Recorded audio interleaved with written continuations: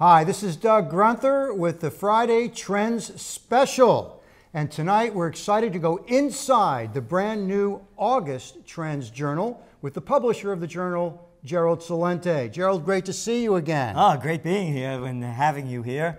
And this Friday Trends Special about the new August Trends Journal, this is some magazine. You know, it used to be a quarterly. It's been a quarterly since 1991. Now every month. Every month. And this is chock full, and of course we always count on you for insights into the economy, and there's a big story going on right now. Clear it up for us. What's going on with the Turkish lira and why is it affecting the global economy? It's bigger than the Turkish lira.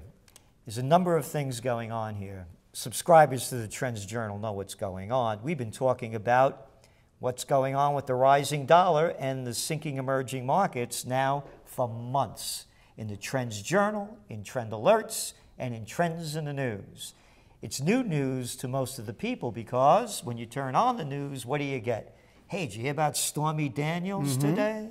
So they're not even talking about it. Matter of fact, here is a clip from CNN, the Cartoon News Network. This is what they were talking about as the lira is plummeting and the emerging market currencies are going down with it. Not one word. But we've been talking about it, so here's the deal. The Federal Reserve has been aggressively raising interest rates. The stronger the dollar gets, all of these emerging markets, currencies go lower. Now, they have, since the financial crisis, $40 trillion in debt. And a lot of that's dollar-based. So the weaker their currencies go, the more money they need to pay off that debt. And Turkey has another load. Turkey was going down before these sanctions hit. They've had internal strife there for quite a while. Yes, and the government has been juicing up the economy artificially. Hey, did you ever hear that one before? Name the country, right? They're all doing it. They have just in corporate debt about $300 billion, most of it dollar-based. Now, Erdogan, the president, doesn't believe in raising interest rates to stop inflation. They have an inflation rate of over 100% this year. 100% inflation. In 1 year. In 1 year. So now the Turkish lira is going down. They're concerned about all those banks in Europe that loan them that money. So that's one issue. The other issue is sanctions. Isn't that a proper word for economic warfare? Or tariff sounds kind of sweet, doesn't it? Yeah, the tariffs are another issue. Sanctions are a different one. It's stopping a country's progressive economic growth. There's cyber war, military war, there's sanction war. It's a form of warfare. So that's what's going on. Now, let's go back to 1997, and I was one of the first ones to call the Asian currency crisis.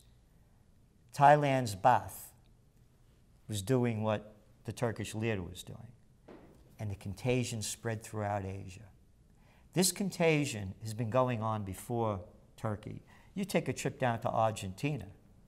They just raised, as the Turkish problem got worse, they just raised their interest rates 5%. We in the United States, it's a big deal when they raise them 25 basis points. So now it's from 40% interest rates to 45% interest rates. That stops the economy. Then you go around the world. South Africa, the Brazilian real, the Kazakhstan, the Iranian lira, the one currency, the Indian rupee at an all-time low against the dollar. What does that mean? Hey, oil prices are going up. They import 80% of their oil. Oil is dollar-based. Now they got to spend more money. So yes, this is a big deal. And here's the bottom line. I believe from this, and we're the only ones talking about it, that the Federal Reserve, if this continues, will not aggressively raise interest rates. They won't raise them 2 more times this year. Because the higher those rates go, the deeper these currencies go down. The Chinese yuan is down to like a 14-month low against the dollar. So this is really an interesting education, because normally we kind of arrogant Americans say, hey, we'll do our strong dollar, the heck with the rest of the world. But what you're describing to us is a true global economy where you can't just separate yourself out from other currencies. They all seem to be interrelated in some way. Yes, but the other part is the banksters, these low-life SOBs, gave us negative and zero interest rate policy.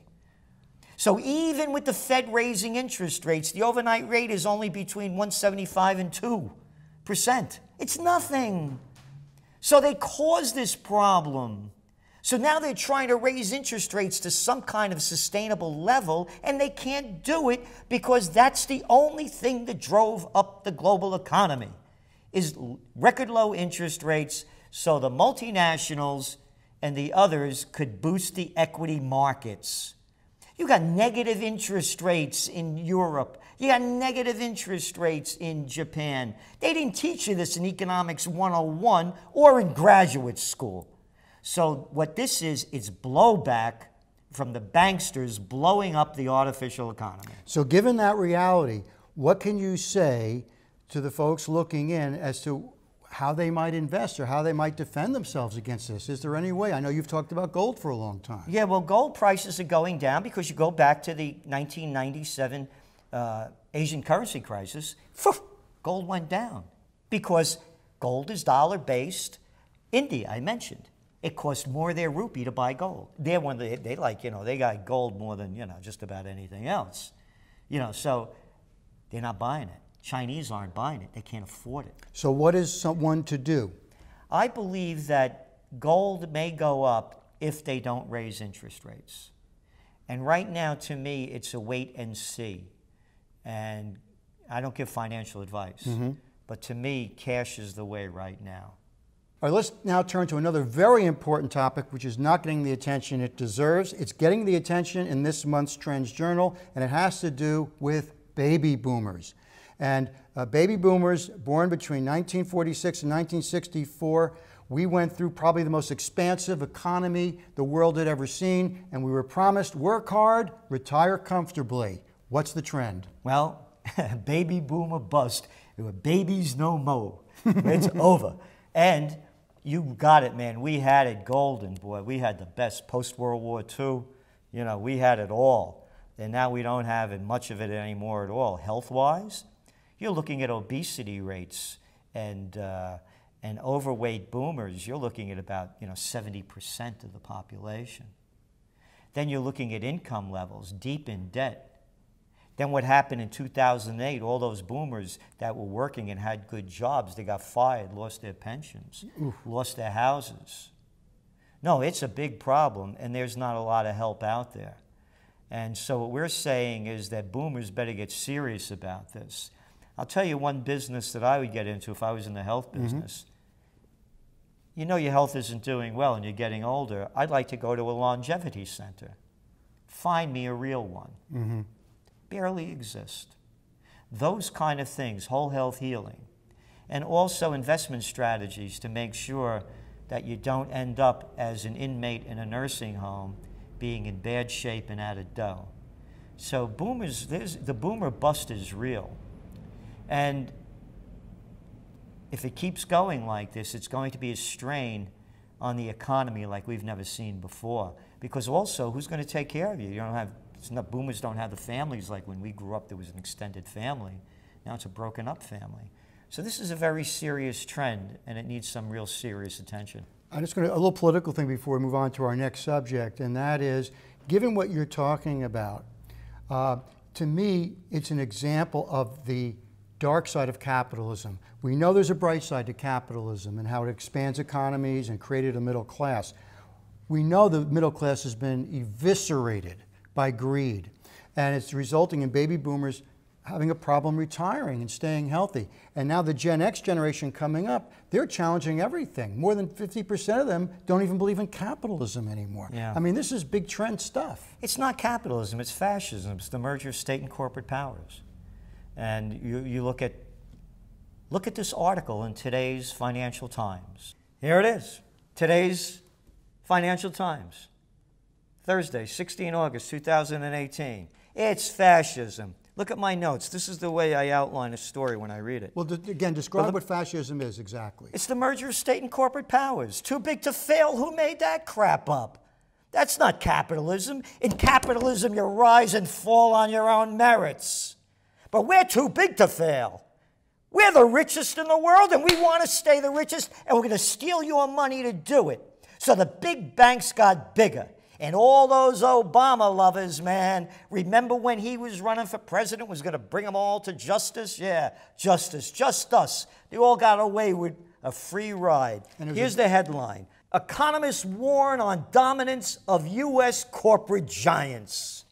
Slow wage growth amid rising revenues is contributing to income inequality, says experts. America's biggest companies are grabbing a swelling share of revenues while workers suffer from pedestrian wage growth, teeing up an intensifying debate over whether public policy needs to be responded to. This is the Financial Times. This is the World Socialist Organization. What public policy? A bunch of low-life SOBs called politicians that sold us out. People call it campaign contributions, bribes and payoffs. They did away with all the antitrust laws to prevent this from happening. The millennials, nah. Look at the baby boomers. Remember our generation, peace and love, simplicity. Then they buy those McMansions. They shop until you drop. And now they're ready to drop dead as baby boomers with only that much left in life, and they got no dough to get there. And you know what they're going to do with these McMansions? They're going to become boarding houses. You got it. And that's in the TrendsJournal. Or maybe nursing homes. Or nursing homes. Yeah. So anyway, the millennials are like they are because they don't have the dough. Give them money, they'll become like the boomers did. Selling out. Peace and love, they don't even talk about peace anymore. And don't talk about love, because then I'm going to report you to Me Too. All right, we have one more topic we have to get to. We have a little time for it, and it has to do with health. And both you and I are very concerned with our personal health, the health of the people we care about. And to be healthy in this culture, you have to be informed. What are we learning about smartphones and cell phones? This is as ubiquitous as a wallet. Yep. You know why they call them handhelds? Why so? Because people are masturbating in public. All right, but is it healthy? No.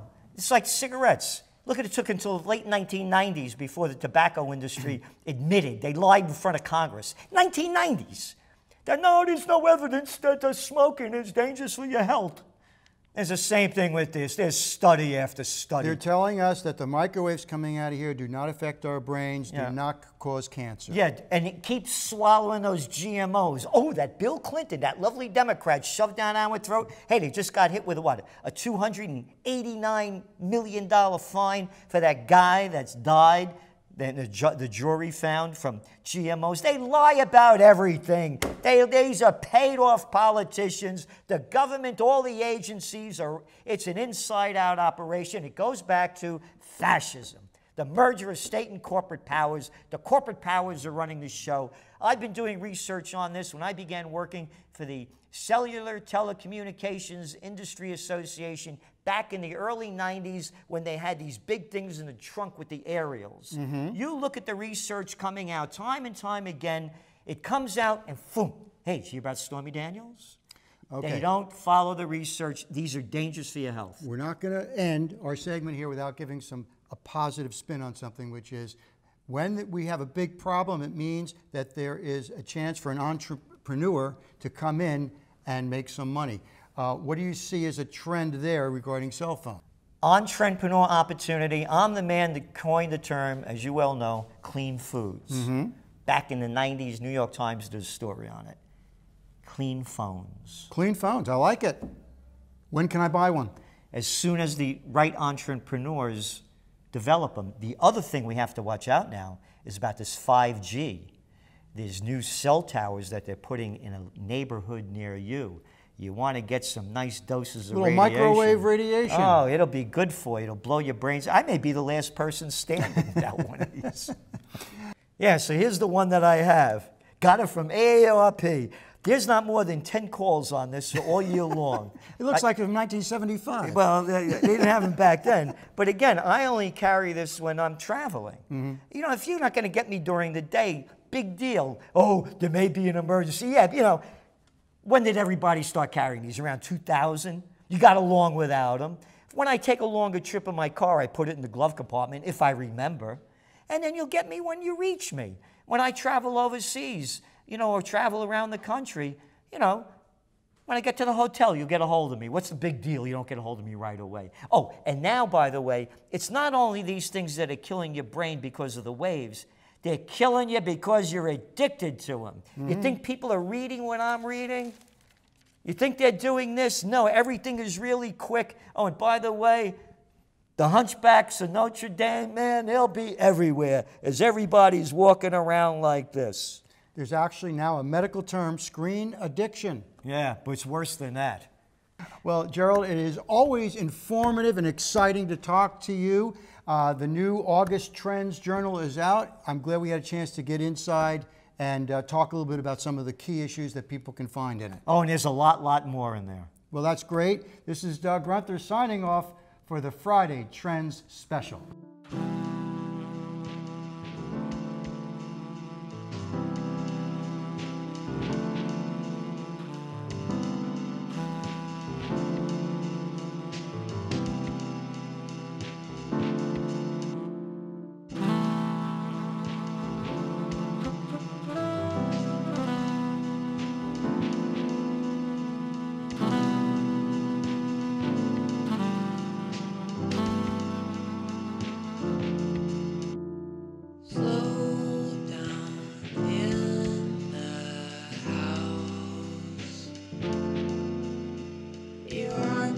So great.